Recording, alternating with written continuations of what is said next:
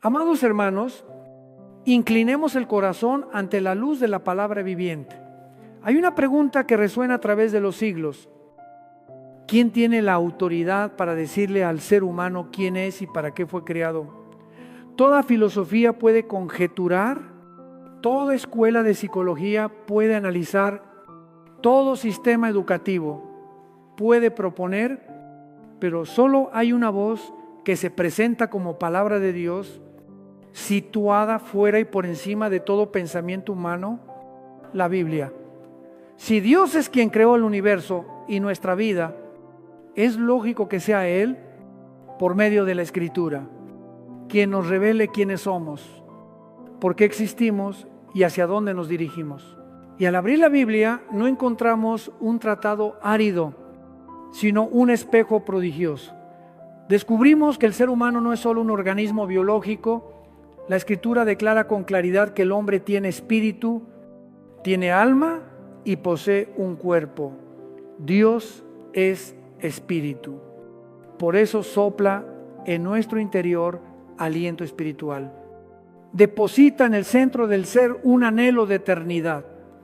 En el libro del Eclesiastés capítulo 3 versículo 11 se afirma que Dios ha puesto la eternidad en el corazón del hombre y que el hombre no alcanza a sondear todas las obras de Dios desde el principio hasta el fin. Esto significa que aun cuando la razón llegue a la cúspide de la ciencia, en lo profundo permanece una llamada hacia lo alto, una nostalgia por una patria que nunca hemos visto, una sed de sentido que ningún placer pasajero puede saciar. Si el espíritu es el ámbito donde nos orientamos hacia Dios, el alma es el centro de la voluntad, los afectos, las emociones y el pensamiento. El cuerpo es la casa provisoria, la tienda que contiene espíritu y alma durante este tiempo de prueba. Aquí la palabra realiza una obra admirable. Antes de nacer de nuevo, alma y espíritu parecen entremezclados, como neblina no separada, de modo que se dificulta discernir lo espiritual de lo meramente anímico. Por eso la carta a los Hebreos capítulo 4 versículo 12 describe la palabra de Dios como espada de doble filo que penetra, divide alma y espíritu y pone al descubierto los pensamientos e intenciones del corazón.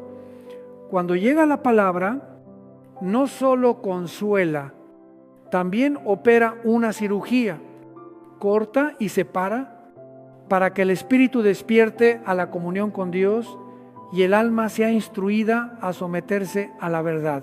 De ahí que la primera carta a los tesalonicenses nos recuerde que debemos ser guardados irreprensibles en espíritu, alma y cuerpo hasta la venida de Jesucristo. No es solo una bendición, es un llamado a la disciplina espiritual. Cuidar el espíritu mediante adoración y comunión con Dios. Nutrir el alma con la palabra y la verdad. Preservar el cuerpo en santidad. Y la primera carta a los Corintios capítulo 2 afirma que el hombre natural no entiende las cosas del espíritu porque para él son locura. La razón es valiosa y la ciencia digna de aprecio. Pero ningún instrumento mide la misericordia. Ningún laboratorio pesa la eternidad. Ningún microscopio observa la santidad. Lo espiritual solo se recibe por un espíritu vivificado por la palabra y por el Espíritu Santo. A partir de aquí, la Escritura nos entrega una lente nueva para mirar la vida, este cuerpo. Pablo lo llama tienda de campaña. En la segunda carta a los Corintios enseña que cuando esta tienda terrenal se deshace, tenemos de Dios un edificio, casa no hecha de manos, eterna en los cielos. Por eso gemimos el dolor, la enfermedad, las lágrimas, la presión y las noches en vela no son un destino ciego, sino un recordatorio de que la tienda frágil se va desgastando. El libro del Génesis narra que el cuerpo fue formado del polvo, por eso al polvo volverá. Pero no nos equivoquemos, cuando el cuerpo se corrompe, no significa que el alma caiga en la inconsciencia. La carta de Santiago, capítulo 2, versículo 26, habla con precisión. El cuerpo sin el espíritu está muerto. La muerte, según la Biblia, es la separación del espíritu respecto del cuerpo. Es decir, cuando el espíritu deja el cuerpo vuelve al polvo, pero el espíritu entra en otra realidad bajo la autoridad de Dios. Aquí debemos desmontar un error peligroso. La idea de que el alma duerme tras la muerte, la palabra no enseña eso. Cuando Jesús habló de Lázaro, usó la imagen del sueño para referirse a la muerte del cuerpo, no a una inconsciencia del alma. Si el alma estuviera dormida, ¿por qué el Señor llamó a Lázaro fuera del sepulcro? No reanimó un cadáver mediante una técnica médica. Ordenó que el espíritu de Lázaro volviera a su cuerpo. Y ese espíritu aportó la vida para que el organismo funcionara de nuevo. Fue una señal para declarar que el dominio sobre la vida y la muerte pertenece al Hijo de Dios. Cuanto más nos alumbra la palabra, más nítidos se vuelven los contornos antes de que el espíritu sea vivificado.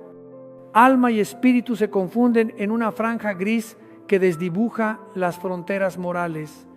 El hombre moderno proclama que el bien y el mal son percepciones subjetivas.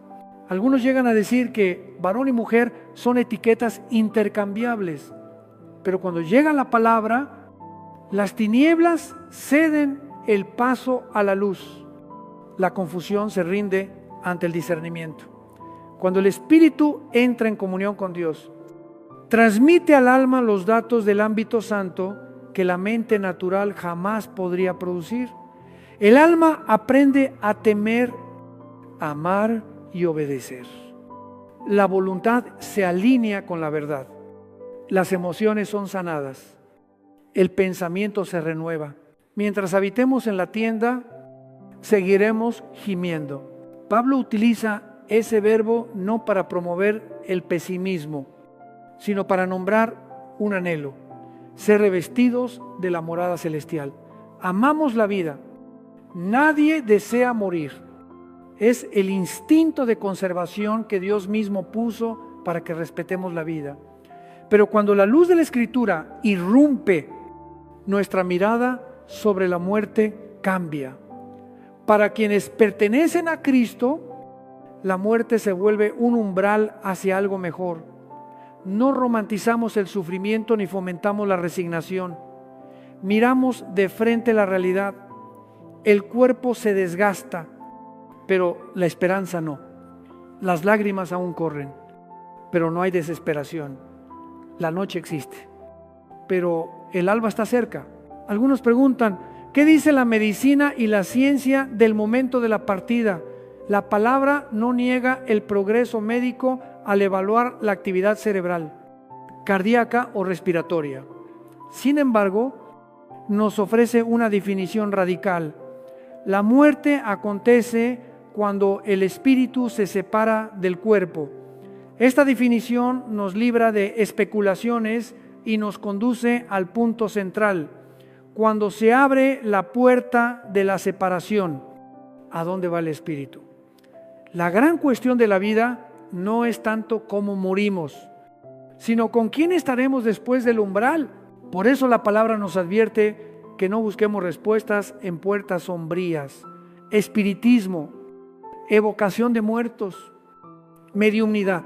No se trata de juegos inocentes, sino de trampas peligrosas. Dios prohíbe tales prácticas porque ama y protege a sus hijos del engaño de espíritus malignos que se disfrazan de difuntos. No necesitamos sesiones oscuras, porque el resucitado ya ha hablado y ha abierto el camino. No necesitamos tinieblas, porque poseemos la luz de la palabra. ¿Cómo respondemos? Primero, permitamos que la palabra divida alma y espíritu. No temamos el bisturí de la verdad, mientras dejemos que alma y espíritu sigan confundidos. Miraremos el mundo en escala de grises. Pero cuando el espíritu despierta, comenzamos a reconocer la frontera real entre luz y tinieblas. entre verdad y mentira. Luego, honremos el cuerpo como tienda digna de respeto. Comamos con sobriedad. Trabajemos con diligencia. Descansemos con prudencia. No para rendir culto al cuerpo, sino porque sabemos que es un instrumento para servir. Alimentemos el alma con la palabra, con la oración y con la comunión de los santos, para que las emociones sean sanadas, la voluntad afianzada y el pensamiento renovado. Por último, esperemos. Esperar no es cruzarse de brazos, es levantarse para vivir rectamente, hacer el bien, ser sal y luz en medio de una sociedad confundida. Tal vez hoy llevas un temor, miedo a la enfermedad, a la vejez, a la muerte. La palabra no reprende ese temor, sino que pone en tus manos una esperanza firme. Recuerda, la muerte no es el final. La muerte es la separación del espíritu respecto del cuerpo. Y para quien está en Cristo, es el paso hacia la casa celestial. Cuando llegue ese día, no estarás solo.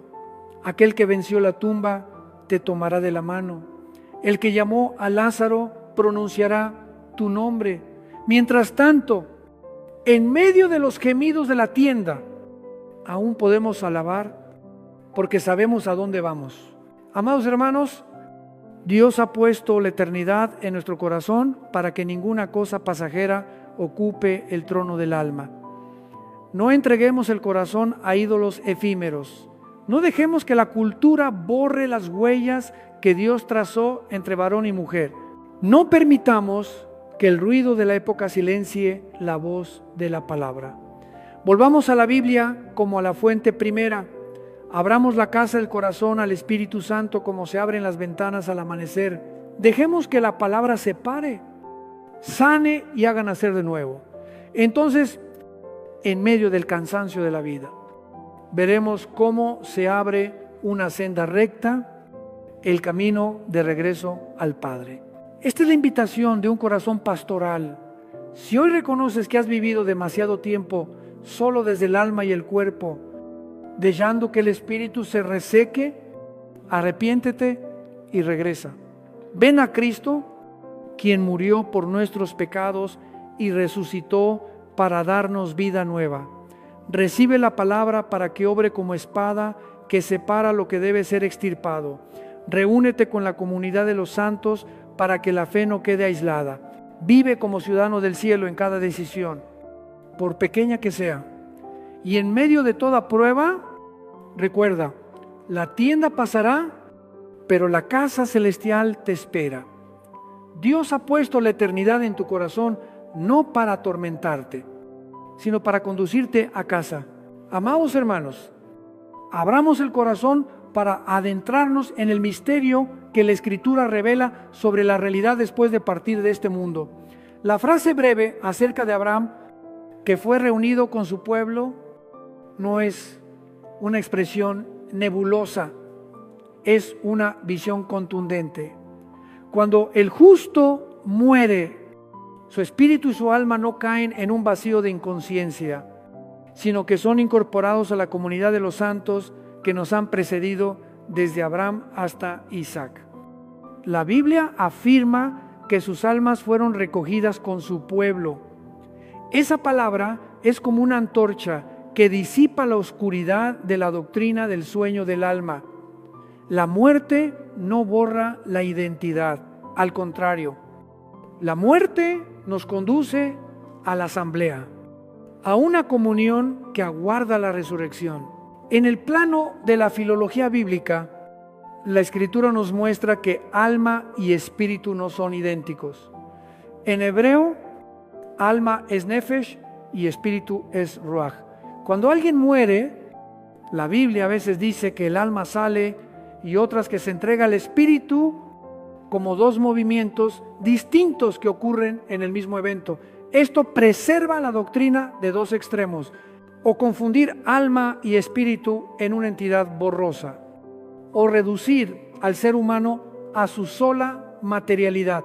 Según la revelación, el hombre incluye un cuerpo visible y una realidad invisible que son espíritu y alma. La muerte es separación, el cuerpo vuelve al polvo y espíritu y alma entran en el ámbito que Dios ha establecido antes de la cruz de Cristo. La Escritura traza un mapa del más allá que la tradición denomina Sheol o Hades. Es un estado intermedio con dos regiones claramente delimitadas.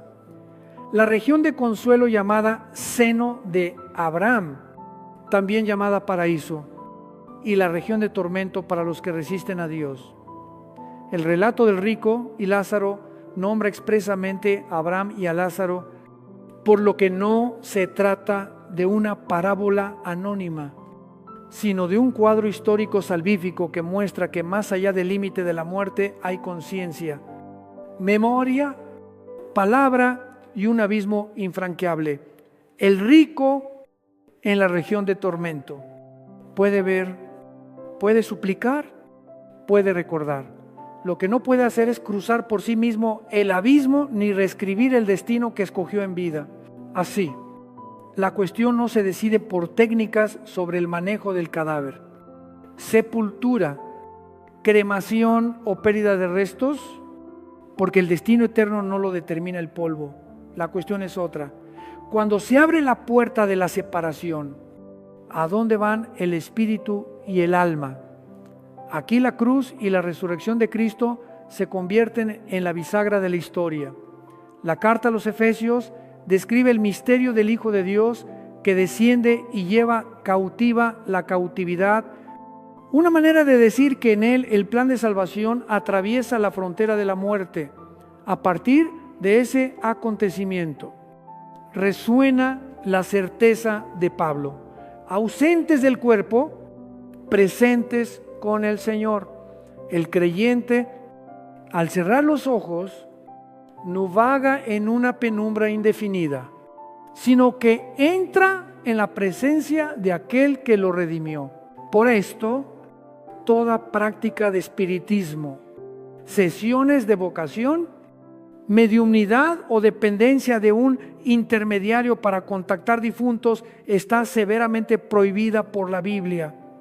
No porque Dios sea celoso de la curiosidad humana, sino porque protege a sus hijos del engaño de espíritus malignos que se disfrazan de muertos. Esas supuestas comunicaciones no abren la puerta del cielo, abren la puerta de la mentira. La fe de la Iglesia no se sostiene sobre susurros confusos provenientes de las sombras, sino sobre una revelación nítida y un hecho histórico irreversible. Jesucristo murió, fue sepultado y resucitó. En este punto, muchos preguntan, ¿existe alguna otra religión que hable con certeza sobre lo que hay después de la muerte? La respuesta es clara. Nadie tiene autoridad para hablar de la otra orilla si no ha vencido a la muerte. Maestros, sabios o líderes espirituales de la humanidad pueden dejar enseñanzas apreciables, pero nadie se atrevió a anunciar que rompería la tumba para levantarse y luego lo cumplió, salvo Jesucristo. Su resurrección sacudió la historia de tal modo que la línea del tiempo humano quedó dividida en antes y después de Cristo.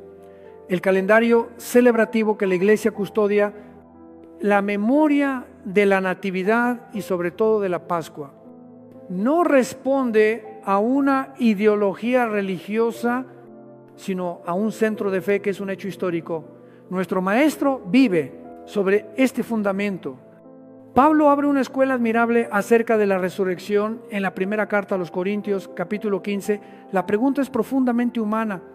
¿Cómo resucitan los muertos y con qué cuerpo vendrán? Esa inquietud no se descarta. Es conducida a la gran granja de Dios.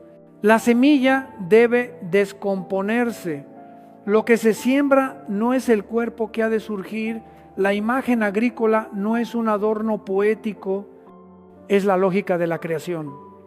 Continuidad de identidad y discontinuidad de forma, es la misma semilla. Pero el tallo que brota tiene estructura, función y gloria distintas. Dios da a cada semilla el cuerpo como Él quiso. Desde allí Pablo dirige nuestra mirada. Si en la naturaleza cada especie posee un cuerpo conforme a su ambiente y a su misión, la resurrección otorgará a los redimidos un cuerpo conforme a la gloria del reino. Las ciencias de la vida hoy confirman involuntariamente ese principio en el nivel de las criaturas, en la unión de un espermatozoide y un óvulo. El conjunto de 46 cromosomas guarda un programa genético irrepetible donde ya están escondidos el color de los ojos, el tono del cabello, la estatura y ciertas predisposiciones biológicas. El paso del potencial al acto es un proceso de despliegue. Con todo, el cuerpo resucitado excede cualquier proceso biológico. No es solo despliegue, es transformación, es recreación según el patrón glorioso del resucitado. El cuerpo mortal se siembra en corrupción y resurge en incorrupción. Se siembra en debilidad y resurge en poder. Se siembra cuerpo natural y resurge cuerpo espiritual. Mientras hablamos de las realidades celestes, la Biblia nos mantiene con los pies en la tierra para vivir vigilantes durante la peregrinación. Si existe el paraíso, también existe la región de castigo. El relato del rico y Lázaro subraya que más allá del límite de la muerte, el ser humano ve, recuerda y conserva la conciencia. No se trata de la permanencia de órganos físicos, pues el cuerpo ya se ha corrompido, sino de la capacidad cognoscitiva del alma. El rico alza los ojos y ve a Abraham, súplica, mendiga una gota de agua para su lengua abrasada y ruega que alguien regrese para advertir a su familia. La respuesta seria que Abraham ofrece resuena como decreto. A Moisés y a los profetas tienen, óiganlos. En otras palabras, el camino del cambio no se produce por un despliegue masivo de prodigios vistosos, sino por oír la palabra. La fe viene por el oír. El corazón es transformado por el poder de la palabra. Esa respuesta es también una amonestación para nuestro tiempo fascinado por las señales. Dios sigue haciendo milagros. La iglesia sigue pidiendo milagros, pero el milagro no sustituye a la palabra en el nacimiento de la fe. Por eso el enemigo de las almas intenta mantenernos ocupados, dispersos y emocionales para que el oído del corazón se vuelva pesado ante la palabra. Nuestra estrategia espiritual no es correr detrás de lo sensacional, es permanecer con perseverancia en la Escritura para que, mediante la escucha, el Espíritu Santo ilumine, despierte, renueve y fortalezca. De esta verdad brotan prácticas pastorales muy concretas. Primero, rechacemos sin ambigüedad toda forma de espiritismo, adivinación, tablero de evocación, hechicería o rito semejante. Aunque se presente bajo el manto de la cultura o la tradición, no son inofensivos. Abren puertas al engaño. Segundo, profundicemos la escucha comunitaria de la palabra. Leamos la Escritura en familia. Estudiemos en grupos pequeños. Escuchemos la predicación con docilidad y dialoguemos con los escépticos con una razón lúcida iluminada por la fe. Tercero, dejemos que la esperanza de la resurrección reajuste nuestra escala de valores. Honremos el cuerpo sin idolatrarlo. Seamos diligentes en la vocación sin desesperar ante el fracaso. Seamos generosos en la caridad porque el tesoro verdadero está en el cielo. Finalmente, consolemos mutuamente con esta esperanza. Nuestros seres amados en el Señor no se disuelven en una noche anónima. Están en las manos de aquel que abrió el camino. Conviene decirlo con franqueza. La pregunta decisiva no es dónde nos sepultarán o si nuestros restos serán cremados. La pregunta es con quién estaremos al dejar el cuerpo. Si estamos en Cristo, entramos en su presencia. Si lo rechazamos, el Hades espera como un estado temporal de lejanía y dolor. Este mensaje no busca asustar, busca despertar. Dios quiere que todos se salven, pero respeta la libertad de nuestra respuesta. La puerta estrecha está abierta, pero hay que entrar. Otro aspecto debe afirmarse con claridad. La fe cristiana no es enemiga de la razón. La fe corona la razón con una verdad a la que la razón por sí misma no alcanza. Cuando Pablo utiliza la agricultura para enseñar la resurrección, no aparta a la ciencia. Nos invita a mirar la naturaleza como libro de texto del Creador. Cada orden de criaturas tiene un cuerpo acorde a su medio. El ser humano en una atmósfera finamente calibrada, las bestias del campo con pezuñas para la montaña, las aves con alas, los peces con branquias. Si la creación es así de diversa, cuánto más el cuerpo resucitado otorgado para vivir en el orden nuevo será perfectamente adecuado. Allí ya no habrá la inercia pesada de la corrupción, allí no existirán las cadenas de la muerte, allí la capacidad de conocer, amar y adorar será desplegada sin la mezcla del pecado. ¿Cómo debemos vivir mientras aguardamos? Aprendamos a vivir con el oído de la fe. Permitamos que la palabra ocupe nuestros horarios, hábitos y decisiones cotidianas. Deja que la disciplina de la oración vuelva a tejer la estructura del alma. Permite que el Espíritu Santo corte lo que debe cortar y sane lo que debe sanar.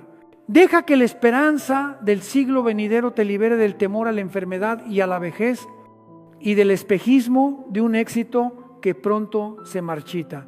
Quien espera la resurrección es libre para amar, fuerte para servir y sereno para padecer. Si hoy sientes el corazón temblar en las encrucijadas espirituales, regresa. No busques respuestas en las sombras, vuelve a la palabra. No apuestes tu eternidad en experimentos peligrosos. Deposítala en lo seguro que es la cruz y la tumba vacía.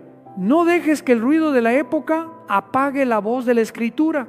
Deja que la fe venga por el oír y que el oír sea por la palabra de Cristo. Entonces verás que en medio del mundo confuso, la esperanza de la resurrección recoloca el horizonte de tu vida y te da la valentía para caminar por el sendero estrecho que conduce a la casa del Padre. Y esta es una invitación suave y firme. Entrega el destino eterno de tu alma al único que murió y resucitó. Deposita al pie de la cruz toda cadena de miedo, toda fascinación por el espiritismo, toda obsesión por el cuerpo. Entra en la disciplina de oír la palabra para que la fe nazca y crezca. Vive como ciudadano del cielo en medio de esta tierra. Sé fiel en lo pequeño, justo en las decisiones arduas y amable en cada palabra. Porque un día, cuando esta tienda se desmonte, oirás la llamada y entrarás en el gozo sin fin de tu Señor. Amados hermanos, cuando la palabra de Dios se abre ante nosotros acerca del cuerpo resucitado y de los diversos cuerpos en la obra de la creación, nuestra mente es conducida como por una galería admirable del Creador. Pablo presenta un principio clarísimo. Cada especie posee un cuerpo propio perfectamente adaptado a su ambiente y a su misión. El ser humano tiene un cuerpo para respirar el aire, para vivir del agua, de las plantas y de los alimentos que brotan de la tierra. Los animales tienen cuerpos con tendones, garras y pezuñas acordes con montes y bosques. Las aves poseen alas, huesos livianos y una estructura aerodinámica para habitar el espacio. Los peces tienen branquias y formas hidrodinámicas para vivir en el océano. No hay confusión alguna en la mano de aquel que hizo los cielos y la tierra. Cada detalle revela una inteligencia estructural, un amor esmerado, un propósito nítido. Desde esta sinfonía de las criaturas, Pablo nos hace dar un paso más. Existen también cuerpos celestiales. La Escritura refiere en varias ocasiones que los ángeles pueden entrar en nuestro espacio y tiempo, hacerse visibles e incluso comer con los hombres. El relato de la visita al patriarca muestra que Abraham recibió a los mensajeros y les preparó alimento en el camino de Emaús. Jesús resucitado caminó con los discípulos, les explicó las Escrituras y se sentó a la mesa con ellos. Estos detalles no se ofrecen para saciar curiosidades, sino para despertar una comprensión más honda. Hay un modo de existencia donde el cuerpo no queda sujeto por las ataduras físicas del estado presente. Es un cuerpo real con relación verdadera y con gozo de comunión, pero libre de corrupción y de servidumbre. Aquí tocamos el borde del manto del misterio del cuerpo glorioso. Entonces, ¿cómo será nuestro cuerpo resucitado? Pablo responde con una palabra hermosa: transformación. El término usado alude a un cambio de forma como el de la oruga que se convierte en mariposa. No se cambia la identidad, se cambia la forma. La semilla enterrada debe descomponerse para que su vida latente despierte. Lo que brota no es la cáscara áspera, sino el brote verde. El talo, el fruto. La identidad permanece, la gloria es distinta. Del mismo modo, el cuerpo presente es sembrado en debilidad, en corrupción y en límite. El cuerpo resucitado se levanta en poder, en incorrupción y en gloria. Esto no es espejismo ni idea vaporosa, es el principio creador inscrito en la naturaleza, llevado a su plenitud por el poder del resucitado. Algunos preguntan de forma muy cotidiana: ¿ese cuerpo comerá? Sí moverá, nos reconoceremos. La Biblia ofrece signos suficientes para aquietar el corazón. Jesús resucitado comió, conversó, entró en una casa con las puertas cerradas, se manifestó y se ocultó a voluntad. Y al cabo de un tiempo ascendió al cielo en gloria.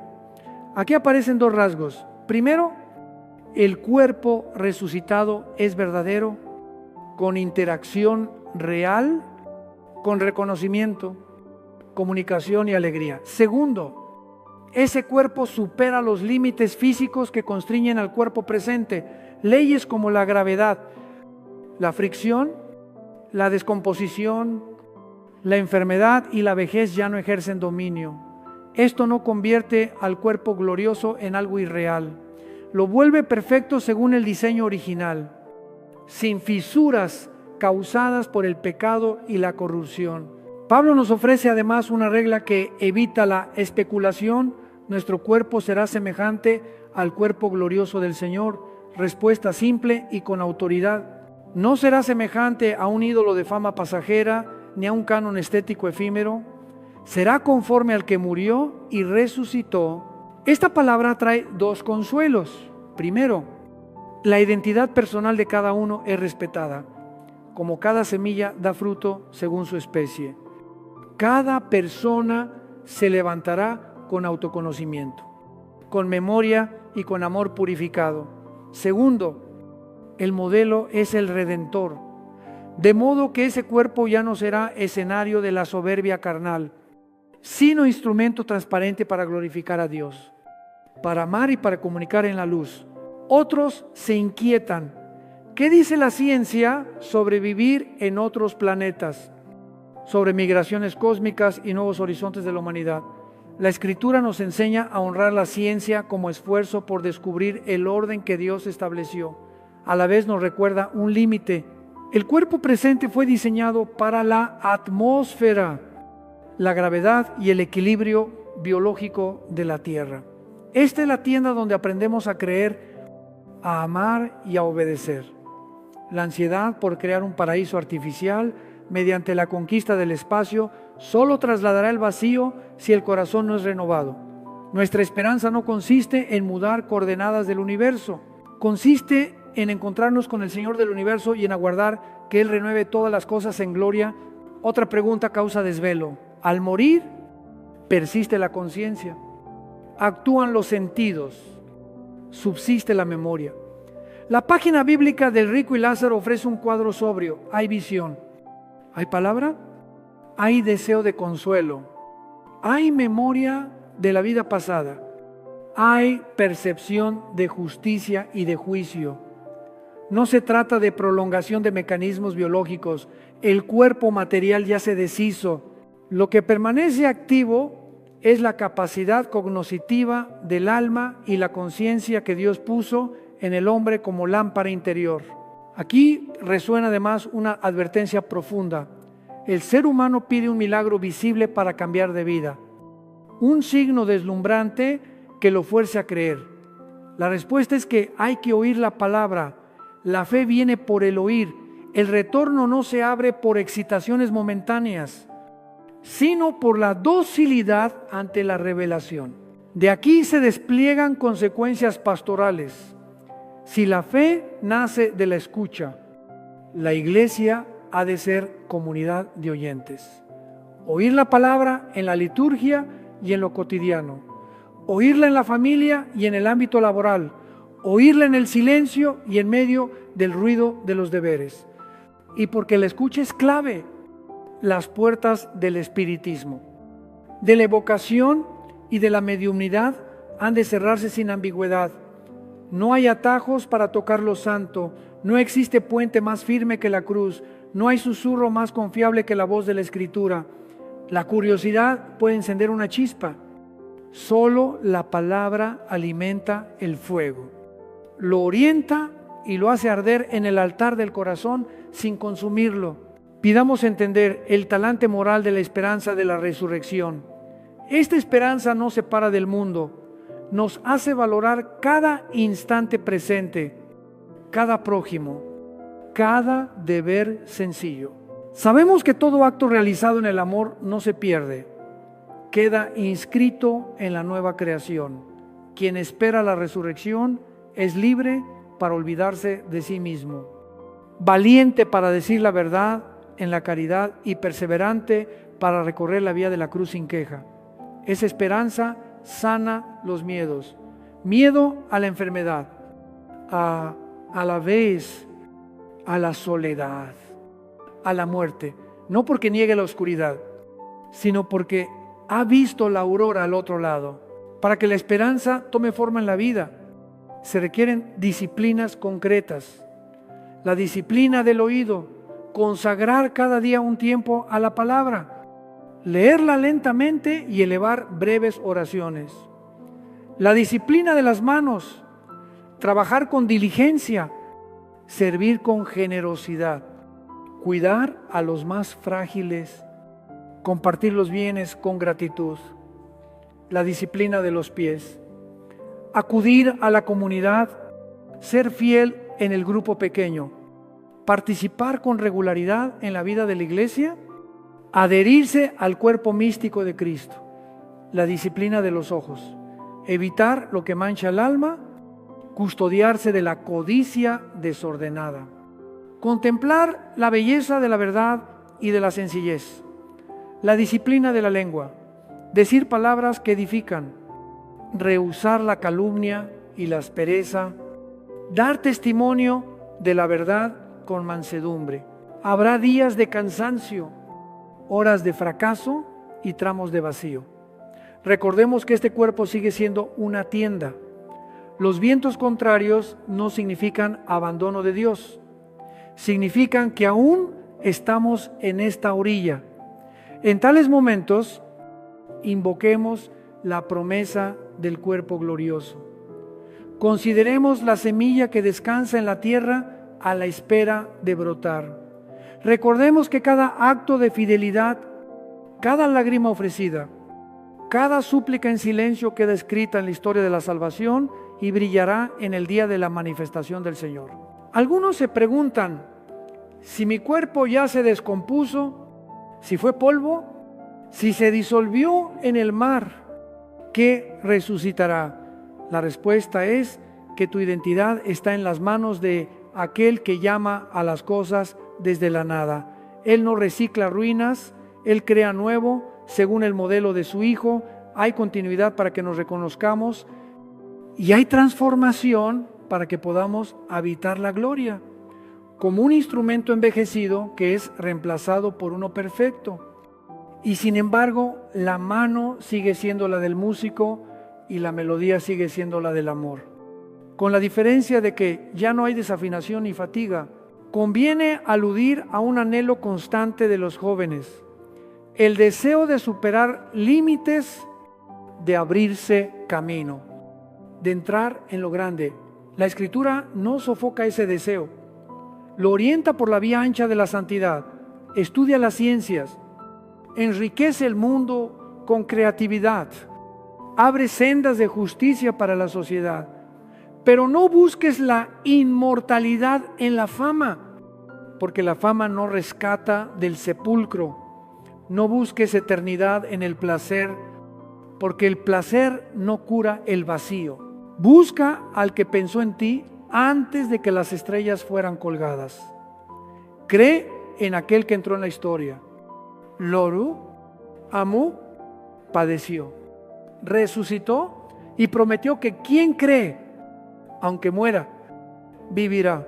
Cuando esta invitación te alcance, la respuesta es sencilla. Abre el corazón y habla con Dios con palabras verdaderas. Pon la mano sobre el pecho y di que crees, que recibes, que deseas vivir como ciudadano del cielo. Luego realiza un gesto concreto. Toma la Biblia y comienza con pasajes breves. Busca un grupo pequeño y piadoso para caminar juntos. Acércate a la persona que sufre más cerca de ti y bríndale un gesto de amor. Renueva la alianza en tu familia con perdón y mansedumbre. Elige un pecado habitual y déjalo desde hoy. Estos pasos pequeños son el camino seguro a la libertad. Amados hermanos, el retrato completo ya aparece. El ser humano no es solo cuerpo, tiene alma, tiene espíritu y es llamado a la plenitud de la vida. En esta orilla está la tienda, en la otra orilla la casa eterna, en esta orilla la semilla, en la otra la cosecha, en esta orilla el combate, en la otra la corona. Y el puente entre ambas orillas es aquel que resucitó. Él es el camino, la verdad y la vida. Quien está en Él no teme la sombra. Quien le sigue no tropieza en la noche. Ahora unámonos en súplica al Señor. Padre Santo, te damos gracias porque tu palabra ha abierto nuestros ojos. Concédenos amar este cuerpo como tienda para servir, cuidar el alma como un jardín para dar fruto y sobre todo dejar que el Espíritu Santo gobierne nuestra vida. Danos odio al pecado, apartamiento de las puertas de las tinieblas y perseverancia en la Escritura. Danos esperar el día de la transformación, el día de revestirnos del cuerpo glorioso semejante al de tu Hijo amado. Concede a la iglesia valentía para testimoniar, a las familias paciencia para amar, a los jóvenes deseo de santidad, a los ancianos paz y esperanza. Y cuando esta tienda sea desmontada, llévanos a la casa del Padre, donde no habrá lágrimas, ni luto, ni guerra, solo el cántico que exalta al que está sentado en el trono. Lo pedimos en el nombre de Jesucristo.